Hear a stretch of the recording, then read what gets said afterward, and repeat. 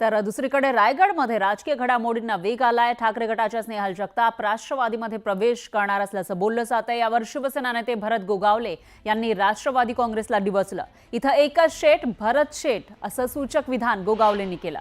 मतदारसंघात संघर्ष होणार नाही। मागच्या वेळेला आमच्या विरोधात सर्व एकत्र होते, त्यावेळी संघर्षाला आम्ही सामोरे गेलो असंही ते म्हणाले। याला आम्ही संघर्ष नाही म्हणत। काय आता वेळेला पण आमच्या विरोधात ते सगळेच उठले होते ना, त्या संघर्षाला आम्ही सामोरं गेलो। आमच्या कार्यकर्त्यांनी त्यांना दाखवून दिलं की तुम्ही सगळे एकत्र आलात तरी पण इथं एकच शेठ भरत शेठ। दरम्यान माझी एकही निवडणूक अशी गेली नाही ज्यामध्ये माझ्या विरोधात केस झाली नाही असं गोरे म्हणाले। मला अडवण्यासाठी गावातले जिल्ह्यातले काही लोक सकाळ संध्याकाळ नदीच्या किनारी जाऊन पूजा बांधतात असा घणाघात ग्रामविकास मंत्री गोरेंनी केलाय। पण जनता आणि माता भगिनी माझ्या पाठीशी आहेत, तोपर्यंत कोणीही माझं काहीही वाकडं करू शकत नाही अशा शब्दात त्यांनी प्रत्युत्तर दिलं। मी कोणाच्या नादाला लागत नाही, पण माझ्या नादाला कोणी लागू नये। सावज टप्प्यात आल्याशिवाय मी हात लावत नाही, पण आता सावज टप्प्यात आले, थोडी वाट बघा असा इशाराही त्यांनी दिला। आता गोरेंचा हा इशारा नेमका कोणासाठी याची चर्चा रंगली आहे। किसी के रास्ते में जाते नहीं, जो हमारे रास्ते में आते हैं उसे छोड़ते नहीं। आपला खंडा क्लियर। आणि दुसरा एक विषय झाला, सावज टप्प्यात आल्याशिवाय मी कधी हात लावत नाही। आता सावज टप्प्यात आलंय, थोडीशी वाट बघा। आता सावज टप्प्यात आलंय, थोडीशी वाट बघा। किती थांबायचा प्रयत्न करा, किती भावल्या बांधा, पण जोपर्यंत जयकुमार गोरेच्या पाठीशी जनता आणि माझ्या माता माऊली आहे, तोपर्यंत जयकुमार गोरेचं तुम्ही काहीही वाकडं करू शकत नाही। यानंतर एक मोठी बातमी आहे। शेतकरी नेते आणि माजी आमदार बच्चू कडू यांचं अन्नत्याग आंदोलन मागे घेण्यात आलंय। मंत्री भरत गोगावले आणि राज्यमंत्री योगेश कदम यांनी सरकारच्या वतीनं शब्द दिल्यानंतर हे आंदोलन त्यांनी मागे घेतलंय। तर दिव्यांग आणि शेतकऱ्यांच्या विविध प्रश्नांवर बच्चू कडूंनी आंदोलन सुरू केलं होतं। दिव्यांगांना अंत्योदय योजनेमधून आणि रोजगार हमी योजनेमधून लाभ देण्याचं आश्वासन त्यांना मिळालं। यानंतर हे आंदोलन मागे घेण्यात आलंय।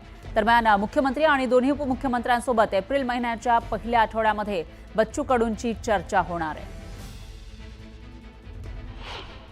जिजाऊच्या समाधीचं दर्शन घेऊन रायगडाच्या सावलीत आज शहीद दिनाच्या दिवशी हे उपोषण सांगता होतं।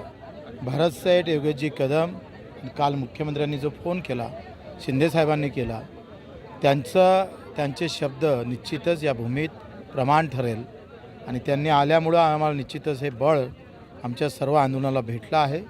आणि या बळातून माझा दिव्यांग, माझा शेतकरी बांधव निश्चितच आश्वासित आणि त्याला कुठेतरी आनंद भेटेल।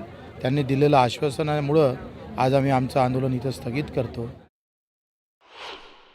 दिव्यांगांना काय करू शकतो, कारण ते बिचारे दिव्यांग असल्यामुळे की चांगल्या माणसाप्रमाणे धडधाकड असं काम करू शकत, परंतु त्यांची जी इच्छाशक्ती ही प्रबळ आहे आणि त्याला अनुसरून आम्ही काय करू शकतो की जेणेकरून त्यांना काही ना काहीतरी मजुरी मिळेल आणि त्याच्याने त्यांचं उत्पन्न होईल आणि त्यांचं घर सावरलं जाईल, कुटुंब सावरलं जाईल, स्वतःवरती त्यांना व्यवस्थित आणता येईल। नाही तर शासनाचे जे 1,500 रुपये आहेत ते फार अपुरे आहेत आणि त्याचा विचार आम्ही करतोय की त्याच्यामध्ये काय करता येईल।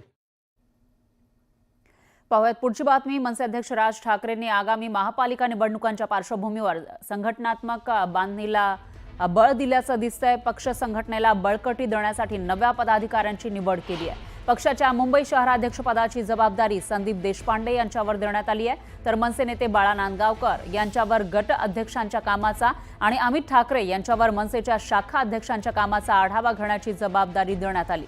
राज ठाकरेंच्या उपस्थितीमध्ये मुंबईत पार पडलेल्या बैठकीत हा निर्णय घेण्यात आला। संदीप देशपांडे यांचं शहर अध्यक्षपदासाठी म्हणून मी नाव घोषित केलं आता। कुलाबा ते माहीम आणि कुलाबा ते शिव सायन या विभागाची जबाबदारी यशवंत किल्लेदार यांच्याकडे देण्यात आली आहे।